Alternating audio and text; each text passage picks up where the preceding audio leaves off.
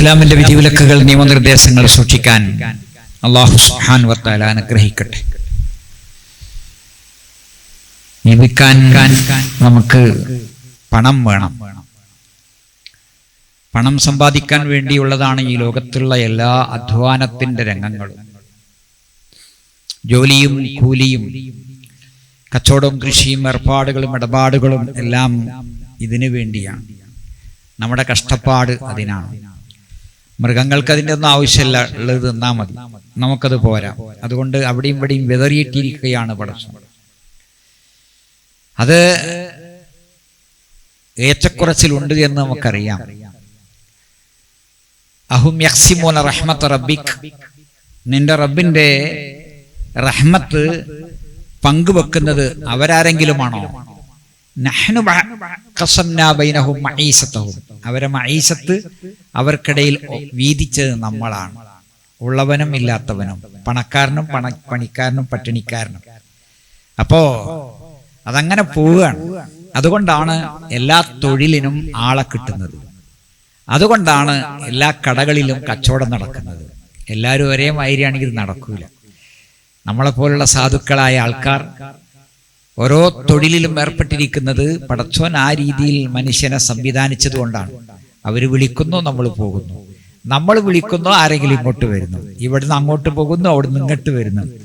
ബർമായിൽ നിന്ന് തുടങ്ങി മലേഷ്യയിലും ഇന്തോനേഷ്യയിലൊക്കെ തുടങ്ങി ഗൾഫ് രാജ്യങ്ങളിൽ, പിന്നെ വെസ്റ്റേൺ പടിഞ്ഞാറൻ നാടുകളിൽ ഒക്കെയായി ഇപ്പൊ നമ്മുടെ കേരളത്തിലേക്ക് പല ഭാഗത്തുനിന്നും ആൾക്കാർ തൊഴിലിന് വേണ്ടി വരികയാണ്. കുറച്ച് പൈസ അധികം കിട്ടുമെന്ന നിലക്ക് കുടുംബങ്ങളെ വിട്ട് ഒരുപാട് ആൾക്കാർ. ഇതെല്ലാം ഉണ്ടായിരിക്കെ അതൊന്ന് ക്രോസ് ചെയ്യാൻ കുറുക്കുവഴി നോക്കുകയാണ് ചില ആൾക്കാർ. അങ്ങനെയാണ് ഇപ്പൊ അടുത്ത് നിധി ഉണ്ട് എന്ന് പറഞ്ഞിട്ട് ചാലക്കുടിയിൽ നിന്ന് നാദാപുരത്തേക്ക് കുറച്ച് ആൾക്കാരെ കൊണ്ടുപോയി അപകടത്തിൽപ്പെടുത്തുക. നിധി എന്നൊരു സംഗതി ഉണ്ട്. സക്കാത്ത് എത്രയാണ്? 5-1. അത് 20%. 10-1 അത് 10%. 40-1 20-1 അത് 5%. 40-1 2.5%. 2.5%, 5%, 10%, 20%. 20% എന്താ? അത് ഒരിക്കൽ കൊടുത്താൽ മതി. അത് നിധിയാണ്. പക്ഷെ നിധി എന്താണ്? നിധി എന്താണ്? പഴയകാലത്ത് ആരെങ്കിലും ഭൂമിയിൽ കുഴിച്ചിട്ടു, പിന്നെ അത് എവിടെയാന്ന് യാതൊരു പിടുത്തമല്ല. അവര് പോയി, അവരെ തലമുറകളൊക്കെ പോയി. അങ്ങനെ നമ്മൾക്ക് ആ പറമ്പ് കുഴിച്ചപ്പോൾ കിട്ടുന്നതാണ് നിധി. ഇപ്പൊ അതിന് നിയമങ്ങളൊക്കെ ഇന്ത്യ രാജ്യത്തിന്റെ നിയമങ്ങളൊക്കെ നമ്മൾ പാലിക്കണം. ഇസ്ലാമിക രാജ്യത്തിന്റെ നിയമം അനുസരിച്ച് അതില് നമുക്ക് 5-1 നമുക്ക് എടുക്കാം, ബാക്കി കൊടുക്കണം. എന്നിട്ട് പിന്നെ അത് കൊടുക്കണ്ടയില്ല സക്കാത്ത്. അതാണ് അതിന്റെ നിയമം. നിധി എന്നൊന്നുണ്ട്, പക്ഷേ ഇവിടെ ആളുകൾ പറയുന്ന നിധി ഇല്ലാത്ത നിധിയാണ്. അതിന് ഹോമങ്ങള്, യാഗങ്ങള്, പല ജാതി മന്ത്രവാദങ്ങള്, അതിന് മോലിയര്, കാലിയര്, മൊല്ലാക്ക, മുക്കരി, ശാന്തി, വികാരി, പാതിരി, അങ്ങനെയുള്ള പല ആൾക്കാരും കൂടി കൊടുക്കുന്നു. അത് തട്ടിപ്പിന്റെ, വെട്ടിപ്പിന്റെ, ചൂഷണത്തിന്റെ രംഗമാണ്. ഈ പ്രപഞ്ചത്തിന്റെ സൃഷ്ടാവ് മനുഷ്യന് നിശ്ചയിച്ചൊരു അന്നമുണ്ട്. ആ അന്നം കറക്റ്റാണ്. അത് ഒരിക്കലും അള്ളാഹു ഹറാമായ ഒരു അന്നം നമുക്ക് വേണ്ടി നിശ്ചയിക്കൂല. നമ്മൾ ഉണ്ടാക്കുന്നല്ലാതെ. പലിശയിലൂടെ ഒരന്നം, പലിശ കൊടുത്തിട്ട് ലോൺ എടുക്കുക, അത് അള്ളാഹു നിശ്ചയിക്കൂല. സ്ത്രീധനം കൊടുത്തിട്ട് നമ്മളെ മകൾക്കൊരു പുതിയാപ്പണ്ണെ, അത് അള്ളാഹു പറയില്ല. കൈക്കൂലി കൊടുത്തിട്ട് ഒരു ജോലി, അത് അള്ളാഹു പറയില്ല. ഹലാലിലൂടെ ഹറാം ഉണ്ടാവൂല. പള്ളിക്ക് പൈസ ഇല്ല, എന്നാ പലിശന്റെ പൈസ കൊടുക്കുക, അതില്ല. പള്ളിക്ക് പണമില്ല, ഒന്ന് മോഷ്ടിക്കുക, അതില്ല. അപ്പോ ഹലാലായോ? അങ്ങനെയാണ് എന്റെ കണക്ക്. അപ്പൊ പ്രപഞ്ചത്തിന്റെ സൃഷ്ടാവ് നിശ്ചയിച്ചതാണ്. അത് അധികമായാൽ വേറെ എവിടെയെങ്കിലും കുറയും. അധികം നമ്മൾ ഉപയോഗിച്ചാൽ അത് വേറെ എവിടെയെങ്കിലും കുറയും. ഒരു ചപ്പാത്തി അധികം നിന്നാ ആ ചപ്പാത്തി വേറെ എവിടെ ആർക്കോ കുറഞ്ഞിട്ടുണ്ട്. അത് സൂക്ഷിച്ചിട്ട് വേണം നമ്മൾ തിന്നാൻ. വയറിന് കേടാണ്, ശരീരത്തിന് തകരാറാണ്, നമുക്ക് ഖേദം ഉണ്ടാവും ഇതറിഞ്ഞതിന് ശേഷം. പിന്നെ പരലോകത്ത് ചെല്ലുമ്പോൾ ചോദിക്കും, ഹലാലായ ഫുഡ് കഴിച്ച് രാത്രി ഉറക്കം വരാതെ റസൂലുള്ളാഹി സ്വല്ലല്ലാഹു അലൈഹി വസല്ലം പുറത്തിറങ്ങാണ്. അങ്ങനെ ഉറക്കം വരാതിരുന്നിട്ടുണ്ടോ നിങ്ങൾക്ക്? പട്ടിണിയായിട്ടേ. പട്ടിണി ആയാലും എന്താ ചെയ്യാ? ഒന്ന് ഉറക്കം വരും, പിന്നെയാണ് ഉണർന്നാ പിന്നെ ഉറക്കം വരൂല. അങ്ങനെ തന്നെയല്ലേ? പട്ടിണി കിടന്ന ആൾക്കാരോടൊന്ന് ചോദിച്ചു നോക്കണം. എന്നിട്ട് ലോകത്തിന്റെ രാജകുമാരനായ റസൂലുള്ള പുറത്തിറങ്ങാണ്. അങ്ങനെ നടന്നു പോവാണ്. എന്തിന്? ആരെങ്കിലും ഒന്ന് വിളിച്ച് ലേശം കഞ്ഞിണ്ടാൾ തന്നെങ്കിൽ എന്ന് വിചാരിച്ചു. അല്ലാഹു അക്ബർ. അല്ലാഹുവേ, അവരെ കൂടെ ഞങ്ങളെ നീ സ്വർഗത്തിൽ ചേർക്കണേ. എന്നിട്ട് സിദ്ദീഖുൽ അക്ബർ അതാ അവിടെ. എന്തേ പോന്നു? എന്തേ നിങ്ങൾ പോന്നു? അതെന്നെ ഞാനും പോന്നത്. അദ്ദേഹവും പട്ടിണി കിടന്നിട്ട് ഉറക്കം വരായിട്ട് വരികയാണ്. കുറച്ച് കഴിഞ്ഞപ്പോ ഉമറുൽ ഫാറൂഖ്.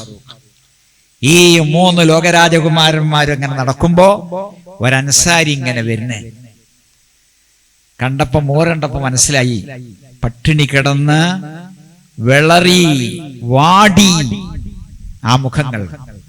വരി പറഞ്ഞു. വീട്ടിൽ പോയി. അവിടുത്തെ ഭക്ഷണം ആടാണ്. ആടിന് അറുക്കലാണ്. നമ്മൾ കോയിനറക്കണ പോലെ ആടിനറുത്ത് കൊടുത്ത് അതിങ്ങനെ തിന്നുകൊണ്ടിരിക്കുമ്പോ റസൂലുള്ളാഹി സ്വല്ലല്ലാഹു അലൈഹി വസല്ലം ഓർത്തു,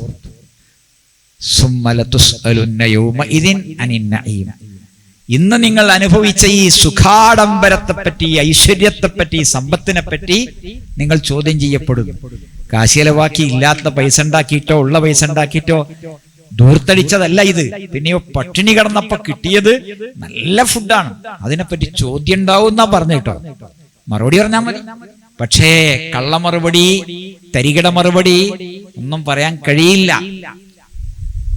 വേറൊരു നിവൃത്തിയില്ലാഞ്ഞിട്ടാ പലിശ വാങ്ങിയതെന്ന് പറയാൻ കഴിയില്ല. വേറെ നിവൃത്തിയില്ലായിട്ടാ സ്ത്രീധനം കൊടുത്തതെന്നും പറയാൻ കഴിയില്ല. കാരണം അതൊന്നും പാടില്ലാത്തതെന്ന് പറഞ്ഞിട്ടുണ്ട്.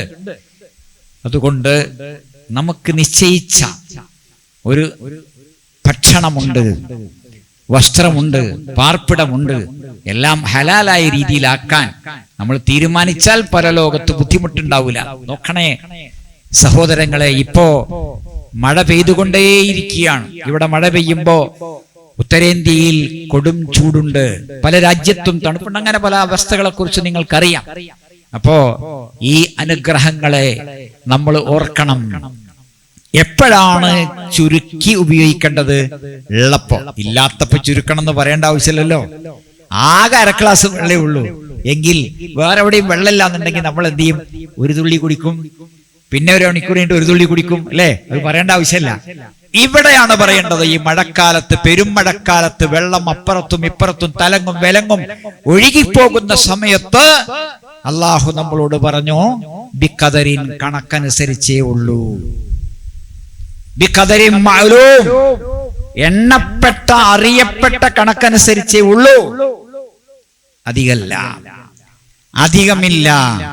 അതിനാൽ നബി സല്ലല്ലാഹു അലൈഹി വസല്ലമ ഒളുവെടുക്കുമ്പോ, നസായിയിലെ 346-ാമത്തെ ഹദീസ്, ഒളുവെടുക്കുമ്പോ ഇതാ ഈ 2 കൈയിന്റെ ഒരു കോരൽ കൊണ്ട് ഒളുവെടുക്കും. എങ്ങനെയപ്പതൊക്കെ? വൃത്തിയുടെ മഹാരൂപമാണ് റസൂല്.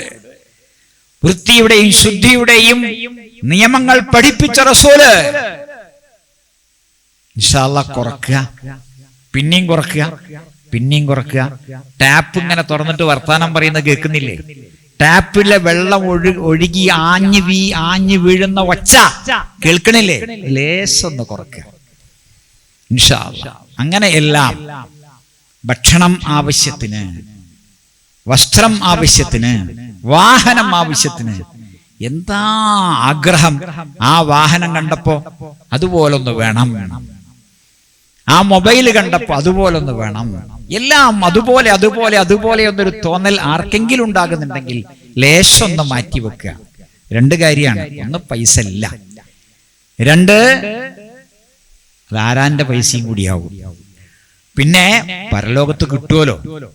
ചോദിച്ചതെല്ലാം ചോദിക്കണ്ട, തൊള്ള ഉറക്കണ്ട. വലക്കും മാ തസ്തഹി അൻഫുസുക്കും, മനസ്സ് മോഹിച്ചതെല്ലാം.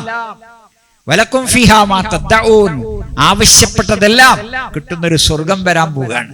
ആ സ്വർഗത്തിന്റെ അവകാശികളാകേണ്ടവരാണ് നമ്മൾ. തൗഹീദ് ഉണ്ട്, ഈ ബാക്കി നോക്കിയാൽ മതി. അതിനാൽ ഒരു കാരണവശാലും ആവശ്യത്തിലപ്പുറം ഭക്ഷണം മറ്റു കാര്യങ്ങളൊന്നും ഉപയോഗിക്കാതിരിക്കാൻ നമുക്ക് ശ്രമിക്കാം. ഈ വെള്ളം കൊണ്ടും നമ്മുടെ നാട്ടിലെ ഭക്ഷണം കൊണ്ടുമൊക്കെ ഒരുപാട് ആൾക്കാർ മരിച്ചുകൊണ്ടിരിക്കുന്ന സമയമാണ്. ഭക്ഷണ പദാർത്ഥത്തിലൂടെ പകർച്ചവ്യാധി, ആ പഴം, ആ ഭക്ഷണം, ആ വെള്ളം, ആ ചോറ്, അങ്ങനെ മരണങ്ങൾ ഉണ്ടാകുന്നു. വെള്ളച്ചാട്ടം, വെള്ളപ്പൊക്കം, പെട്ടെന്നുണ്ടായ മഴ, ഇലക്ട്രിക് കമ്പി പൊട്ടിത്താഴെ വീണു, വണ്ടികൾ തമ്മിൽ ഇടിച്ചു, വണ്ടി കാണാതായി, നമ്മുടെ ഒരു സഹോദരൻ വണ്ടിയടക്കം കാണാതായി. അങ്ങനെ എത്ര അപകടങ്ങളാണ്. ഈ അപകടങ്ങളെല്ലാം ഉണ്ടാകുമ്പോ അതിൽ ഇന്ന് നമ്മൾ പെട്ടിട്ടില്ല. ഇപ്പോൾ നമ്മൾ പെട്ടിട്ടില്ല. അത്ര മാത്രമേ ഉള്ളൂ. അല്ലാഹു സുബ്ഹാനഹു വ തആല പറഞ്ഞ പോലെ, പഠിപ്പിച്ച പോലെ, കുല്ലു നഫ്സിൻ ദായിഖത്തുൽ മൗത്ത്, എല്ലാ ആത്മാവും മരണം രുചിക്കും. ഇല്ലേ? അത് തൊട്ടടുത്തുണ്ട്. മരണത്തിന്റെ ചിറകടിയൊച്ചകൾ കേൾക്കുന്നു. മലക്കുൽ മൗത്ത് എല്ലായിടത്തും എത്തുന്നു. അങ്ങനെ സുഖമായി ജീവിച്ചുകൊണ്ടിരിക്കുന്നതിനിടയിൽ നമ്മുടെ കൂട്ടുകുടുംബാദികളിൽ കടയിൽ നിന്ന് ഒരാളെ മരണം ഊരിയെടുക്കുന്നു. ആ വീട്ടുകാരും ബന്ധുക്കളും നാട്ടുകാരും എല്ലാം ആ സങ്കടത്തിൽ കരയുന്നു. ആ മനുഷ്യന്റെ ഭാവി എന്തായിരിക്കും? ബാപ്പ പോയി, ഉമ്മ അവിടെ ഉണ്ട്, ഉമ്മനെ നോക്കാൻ ആളൊക്കെ ഏർപ്പാടാക്കി, സഹോദരങ്ങള്, യതീമുകള്, അല്ലാത്ത മക്കള്, അവർക്കുള്ള കാര്യങ്ങളൊക്കെ ചെയ്തു. മരിച്ചു കിടക്കുന്ന ആൾക്ക് വേണ്ടി നമുക്ക് എന്ത് ചെയ്യാൻ സാധിച്ചു? മരിക്കുന്നതിന് മുമ്പ് നമ്മൾ ആലോചിക്കേണ്ട കാര്യം ഇതാണ്. മരിച്ചിട്ട് ഒരുപാട് സംവിധാനങ്ങളുണ്ട്. കുളിപ്പിക്കാനുള്ള കേന്ദ്രങ്ങൾ, പോസ്റ്റ്മോർട്ടം ചെയ്യാനുള്ളത്, മൃതദേഹം കിട്ടിയില്ലെങ്കിൽ മുങ്ങാനും എടുക്കാനും ഒക്കെയുള്ള ഒരുപാട് സംവിധാനങ്ങൾ, രോഗം വന്നാലുള്ള ആശുപത്രികൾ, ഡോക്ടർമാർ, നഴ്സുമാരെല്ലാം ഉണ്ട്. അതില് തികവ് ആകണം. നമ്മള് ആ ഡോക്ടറെ കാണിച്ചിട്ട് ആ ആശുപത്രി പോയിട്ട് നമ്മൾ അപ്പുറത്ത് പോവുക, അവിടെ പോവുക, ഇവിടെ പോവുക എന്ന് പറഞ്ഞ് നമ്മൾ അവിടെയൊക്കെ പോകുന്നുണ്ട്. എല്ലാം വേണ്ടതാണ്. അതിനൊന്നും ചെലവാക്കുന്ന പൈസ നല്ല രീതിയിലാണെങ്കിൽ അത് അധികപ്പറ്റല്ല. അങ്ങനെ വലിയ സംഖ്യയൊക്കെ ചെലവാക്കി മടങ്ങി വരുന്നത് മരിച്ചിട്ടാണ് എന്ന് വിചാരിച്ച് നമ്മൾ ചെലവാക്കിയതൊന്നും വെറുതെ അല്ല. പക്ഷേ നമ്മള് നല്ലൊരു സർക്കാർ ആശുപത്രി ഉണ്ടായിട്ട് നിങ്ങളെ അവിടെ ആക്കിയത് എന്ന് ആൾക്കാർ ചോദിക്കോലോ എന്ന് വിചാരിച്ചിട്ട് നിങ്ങൾ എവിടെയും പോകേണ്ട ആവശ്യമില്ല. കാരണം അവിടെ സൗകര്യമുണ്ടെങ്കിൽ, അഭിമാനത്തിന് വേണ്ടിയല്ല, പൊങ്ങച്ചത്തിനല്ല, ജാടക്ക് വേണ്ടിയല്ല ആശുപത്രികൾ. അതുകൊണ്ട് നല്ല കാര്യത്തിന് വേണ്ടി കോടികൾ ചെലവഴിക്കേണ്ടി വന്നാലും അത് പടച്ചോന്റെ ഒക്കെ കൂലി കിട്ടും. രോഗികളായി വീട്ടിൽ കിടക്കുന്ന മനുഷ്യന്മാർ 24 മണിക്കൂറും അവരെ നോക്കുന്ന ഉമ്മയും പെങ്ങളും മകനും ഭാര്യയും ബാപ്പയും 70,000 മലക്കുകളാണ് കൂടെ ഉള്ളത്. അവര് പ്രാർത്ഥിക്കുകയാണ്.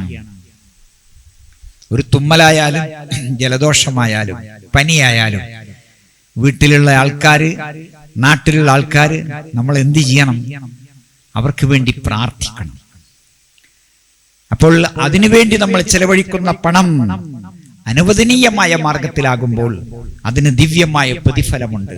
ശരി, അപകടങ്ങളിൽപ്പെട്ട മരണങ്ങൾ ഉണ്ടാകുമ്പോ നമ്മൾ ചിന്തിക്കുക, ആ സ്ഥാനത്ത് നമ്മളാണെങ്കിലോ നമ്മൾ മരിക്കൂലേ? അപകടത്തിൽ പെടൂലേ? ഇപ്പൊ നമ്മളല്ല, ഇനി നമ്മൾ അങ്ങോട്ട് പോണോ? ഈ അടുത്ത കാലത്ത് ടൂറിസ്റ്റ് കേന്ദ്രങ്ങളിലാണ് മരണം. കുറെ വെള്ളച്ചാട്ടത്തിന്റെ അവിടെ പോയി, അവിടെ എഴുതി വെച്ചിട്ടുണ്ട്. ഒരു സുഹൃത്ത് അടിയമ്പാറിന്റെ വെള്ളച്ചാട്ടമൊക്കെ അയച്ചിട്ട് അതൊന്നും നിങ്ങൾ ലൈക്ക് അടിക്കണം, അങ്ങനെ ആക്കണം എന്ന് പറഞ്ഞു. അപ്പൊ ഞാൻ പറഞ്ഞു, നിങ്ങൾ അവിടെ ടൂറിസ്റ്റുകളുടെ ശ്രദ്ധക്ക് എന്നൊരു ബോർഡ് കണ്ടല്ലോ, ആ ബോർഡ് ഇങ്ങനെ മിന്നിപ്പായിച്ചിട്ടേ ഉള്ളൂ. അത് പോരാ, ആദ്യം അത് കാണിച്ചു കൊടുക്കി. എന്നിട്ട് ആൾക്കാരത് കണ്ടിട്ട് അങ്ങോട്ട് പോണോ പോണ്ടേ തീരുമാനിക്കട്ടെ. അതാണ് വേണ്ടത്. കാരണം അതിൽ പറഞ്ഞിട്ടുണ്ട്, അടുക്ക് ചാടരുത്, അങ്ങോട്ട് പോകരുത്, ഇങ്ങോട്ട് പോകരുത്, നിർദ്ദേശങ്ങളില്ലേ? ഉണ്ടെന്ന് ഞാൻ വിചാരിക്കുന്നു. തിരുനബി സല്ലല്ലാഹു അലൈഹി വസല്ലം ഹിറാ ഗുഹയിൽ പിന്നെ പോയിട്ടില്ല. റസൂലുള്ളാഹിക്ക് ഏറ്റവും പ്രിയപ്പെട്ടതാണ് ഹിറാ ഗുഹ. റസൂലുള്ളാഹി സ്വല്ലല്ലാഹു അലൈഹി വസല്ലം പിന്നെ സൗർ ഗുഹയിൽ പോയിട്ടില്ല. ഇത് നമ്മൾ മനസ്സിലാക്കി വെക്കണം. അങ്ങനെ പോവുക, 2 ദിവസം ഒഴിവിട്ടിയാണ് പോവുക, 1 ദിവസം ഒഴിവിട്ടിയാണ് പോവുക. തിരുനബി സല്ലല്ലാഹു അലൈഹി വസല്ലം പറഞ്ഞത്, എന്റെ സമുദായത്തിന്റെ വിനോദയാത്ര ജിഹാദാണ്. എന്താ ജിഹാദ്? 1 യുദ്ധമാണ്, 2 ആളുകളെ സത്യത്തിലേക്ക് ക്ഷണിക്കാൻ വേണ്ടിയുള്ള യാത്രകളാണ്. പരിപാടികൾ സംഘടിപ്പിക്കുക, ക്ലാസുകൾ സംഘടിപ്പിക്കുക, കുടുംബ സന്ദർശനം, രോഗസന്ദർശനം, ആ യാത്രകൾ, അതിനുവേണ്ടിയുള്ള അധ്വാനം, അതിനുവേണ്ടിയുള്ള പണച്ചെലവ്, അതിനുവേണ്ടിയുള്ള സമയച്ചെലവ്. ബന്ധുവീടുകളിൽ പോയാ കുറച്ചു നേരം കഴിഞ്ഞാൽ മക്കൾ പറയും, വാപ്പ പോവുക, വാപ്പ പോവുക, അമ്മ പോവുക പോവുക. ടൂറിസ്റ്റ് കേന്ദ്രങ്ങളിൽ പോയാലോ, നാളെ പോക, മറ്റന്നാ പോക. ക്ലോക്കൊക്കെ നിന്ന്, വാച്ച് നിന്ന്, ടൈം പീസൊക്കെ നിന്ന്, വാച്ചൊക്കെ നിന്ന്, അപ്പൊ സൂര്യാസ്തമനം, സൂര്യോദയം, അങ്ങനെ പിന്നെയും അങ്ങനെ പോവുകയാണ്.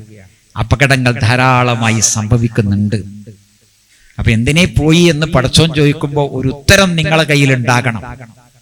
നല്ല കാര്യത്തിലുള്ള യാത്ര. എന്താ വീട്ടിൽ നിന്ന് ഇറങ്ങുമ്പോ പറഞ്ഞത്? ബിസ്മില്ലാ. പിന്നെന്താ പറഞ്ഞത്? തവക്കൽതു അലല്ലാഹ്. പിന്നെന്താ പറഞ്ഞത്? ലാ ഹൗല വലാ ഖുവത ഇല്ലാ ബില്ലാഹ്. അങ്ങനെ ഇറങ്ങുന്നത് അള്ളാഹിന്റെ തിരുനാമത്തിൽ. വണ്ടി കയറുമ്പോ എന്താ പറയാ? ബിസ്മില്ലാ, അൽഹംദുലില്ലാ, അൽഹംദുലില്ലാ, അൽഹംദുലില്ലാ, അല്ലാഹു അക്ബർ, അല്ലാഹു അക്ബർ, അല്ലാഹു അക്ബർ, സുബ്ഹാനല്ലദീ സഖർനാ ഹാദാ.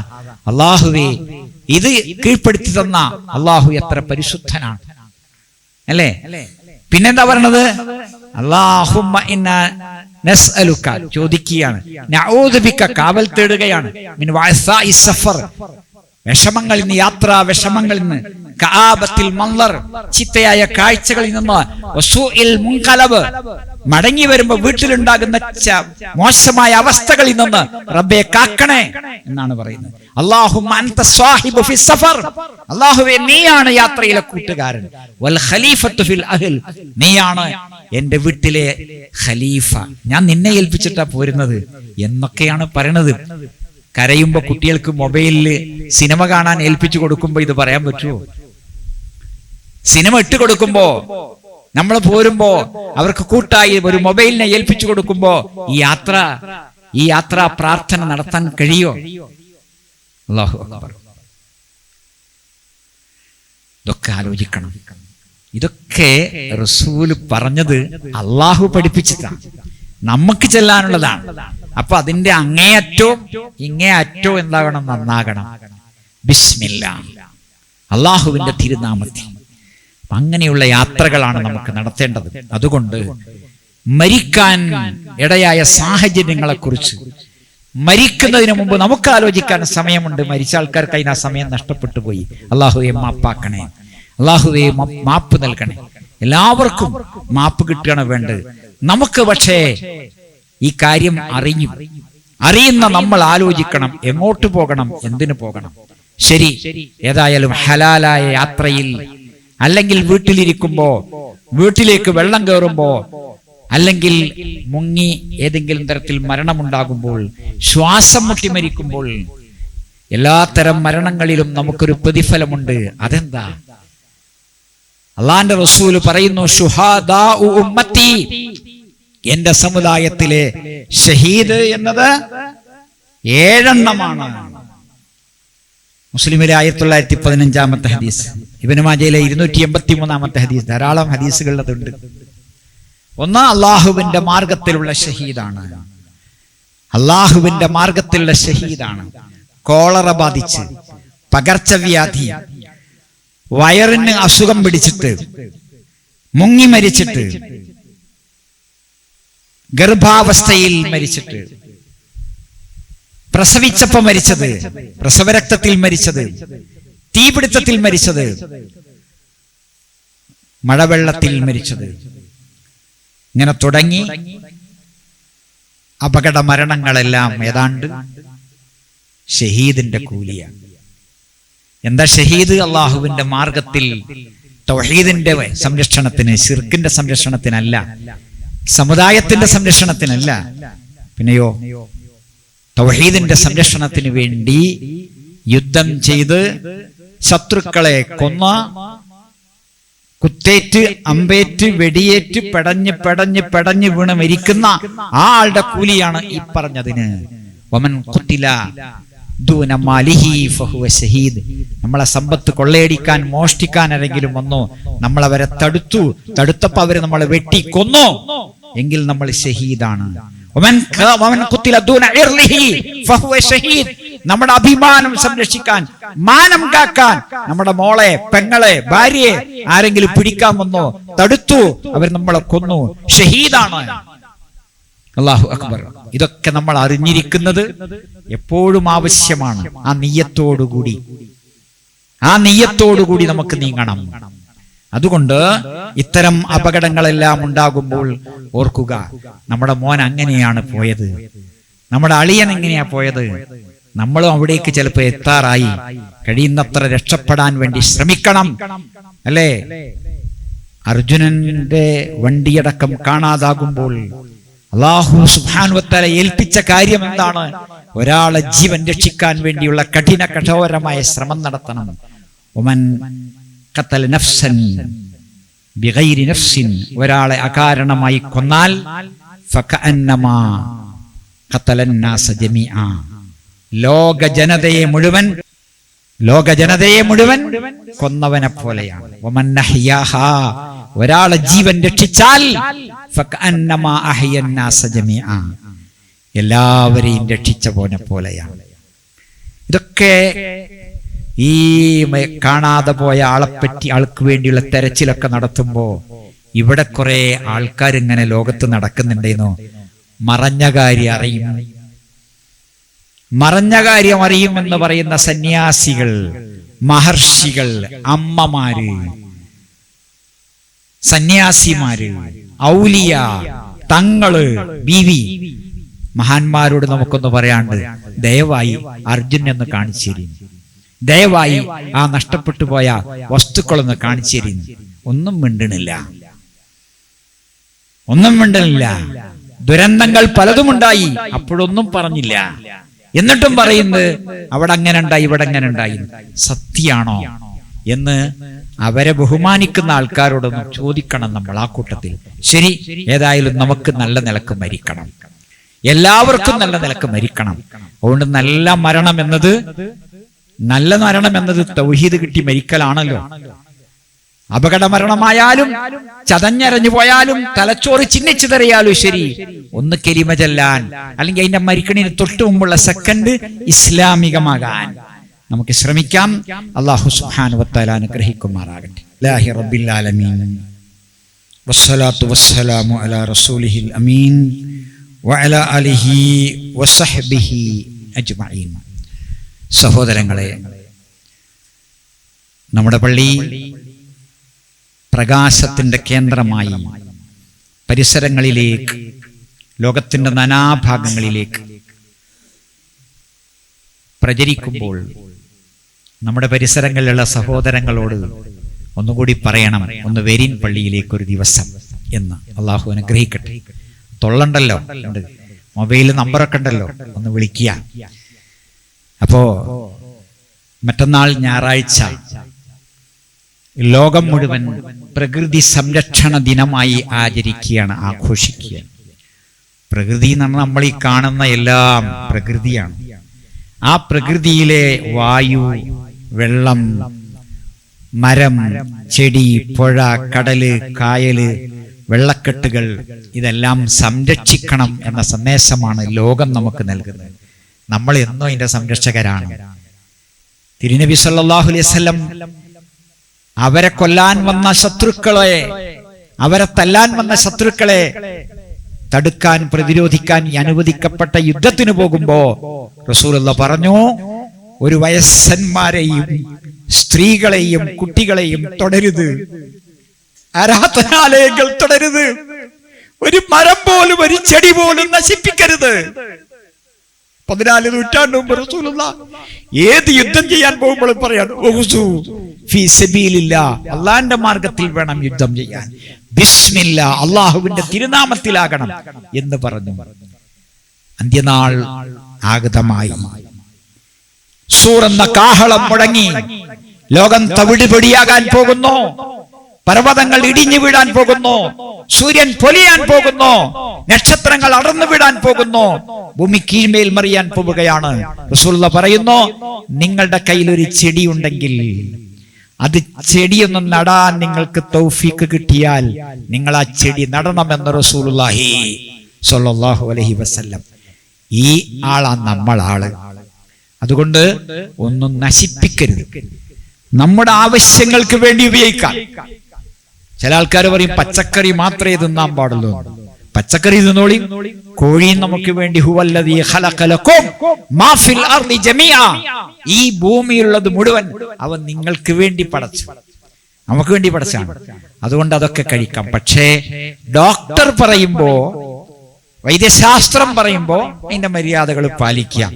അതൊന്നും നോക്കണ്ട എന്ന് നിസ്സാരമാക്കരുത്. കാരണം അങ്ങനെ അപകടം പറ്റിയാൽ അള്ളാഹു അതിന് ഉത്തരവാദിയാകൂല. അസുഖങ്ങൾ വരുമ്പോ അതിൻ്റെതായ നിലവാരത്തിൽ നിൽക്കണം. അല്ലെങ്കിൽ നമുക്ക് അതിനെപ്പറ്റി അറിവ് വേണം. അല്ലെങ്കിൽ അതിനേക്കാൾ വലിയ തവക്കുൽ വേണം.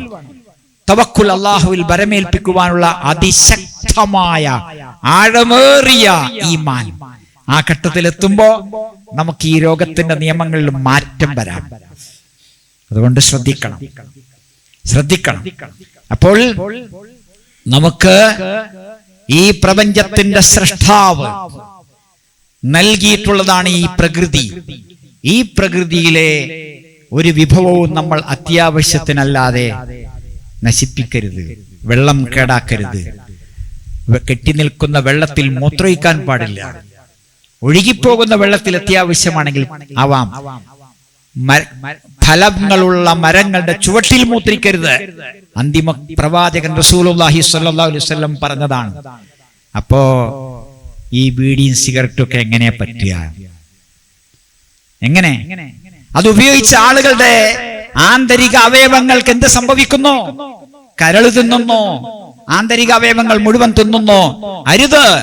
പുകവലിക്കരുത്, മദ്യപിക്കരുത്, പൊടിവലിക്കരുത്, മയക്കുമരുന്ന് ഉപയോഗിക്കരുത്. ആര് നമ്മുടെ കൂട്ടത്തിലുണ്ടെങ്കിലും തടയണം. ആരത്തരം വസ്തുക്കൾ വിൽക്കുന്നുണ്ടെങ്കിലും പറയണം. ഇന്ന് നമ്മുടെ കുട്ടി അത് ചെയ്തിട്ടില്ല, പക്ഷേ ആ കുട്ടിയുടെ കൂട്ടുകാരൻ അത് ചെയ്തിട്ടുണ്ടെങ്കിൽ എന്റെ കുട്ടിയല്ലല്ലോ ആ കുടിച്ചത്, കഴിച്ചത്, വിറ്റത് എന്ന് ഇപ്പൊ പറഞ്ഞിട്ട് കാര്യമല്ല. നാളെ അവൻ നമ്മുടെ തോളിൽ കൈവെക്കാം, നമ്മുടെ മകന്റെ തോളിൽ കൈവെക്കാം. എത്രയോ പെൺകുട്ടികൾ മയക്കുമരുന്നിന് അടിമകളായിരുന്നു. നശിപ്പിക്കുകയാണ് നമ്മളെ. ഈ പ്രകൃതിയിൽ ഏറ്റവും വിലയേറിയ വസ്തു, ഈ പ്രകൃതിയിൽ ഏറ്റവും വിലയേറിയ വസ്തു നമ്മളാണ്, മനുഷ്യനാണ്. കോടി രൂപ കൊടുത്താലും ഒരു ജീവനെ കിട്ടുകയില്ല. ഒരു ജീവനെ കിട്ടുകയില്ല. കിട്ടുവോ? ഒരു കുട്ടിയെ കിട്ടുവോ? ഇല്ല. അതുകൊണ്ട് നമ്മൾ നശിപ്പിക്കരുത്. അടുത്തുള്ള ആളെ നശിപ്പിക്കരുത്. അടുത്തുള്ള പറമ്പുകാർക്ക്, വീട്ടുകാർക്ക്, നാട്ടുകാർക്ക് ദോഷമുണ്ടാക്കുന്ന ഒന്നും ചെയ്യരുത്. നമ്മുടെ വണ്ടിയുടെ പുക അതിന്റെ നിയമപ്രകാരമല്ല നമ്മൾ നടക്കുന്നതെങ്കിൽ ആ പുക ശല്യമാണ്. നമ്മുടെ സിഗരറ്റിന്റെയും ബീഡിയുടെയും പുക ശല്യമാണ്, നമുക്ക് ശല്യമാണ്, മറ്റുള്ളവർക്ക് ദോഷമാണ്. അരുത്. നിങ്ങൾ നിങ്ങളെ നാശത്തിലേക്ക് വലിച്ചെറിയരുതെന്ന് റസൂലുള്ളാഹി സ്വല്ലല്ലാഹു അല്ലാഹു ഖുർആനിൽ പറഞ്ഞിട്ടുണ്ട്. അതിനാൽ പ്രകൃതിയെ സംരക്ഷിക്കാൻ നമുക്ക് പ്രതിജ്ഞ എടുക്കണം. കുട്ടികളോട് പറയണം, വെറുതെ ചെടി വെട്ടിക്കളയരുത്, കായ്കനികൾ സൂക്ഷിക്കണം, വിത്തിടണം, മരങ്ങൾ നടണം. നമുക്ക് ഉപകാരമുള്ളതാണ്, നമുക്ക് ശുദ്ധവായു കിട്ടുന്നതാണ്. അതിനാൽ പ്രകൃതി സംരക്ഷണത്തിന്റെ വക്താക്കളാകാൻ, അതിന്റെ പ്രയോക്താക്കളാകാൻ നമ്മളെല്ലാവരും തയ്യാറാവുക. അല്ലാഹു സുബ്ഹാനഹു വ തആല എല്ലാ നിലക്കും നമ്മളെ അനുഗ്രഹിക്കുമാറാകട്ടെ. പടച്ചവനെ, മുസ്ലിമായി കലിമ ചൊല്ലി മരിക്കാൻ ലോകത്തുള്ള എല്ലാവർക്കും നീ അനുഗ്രഹമരുളുമാറാകണേ.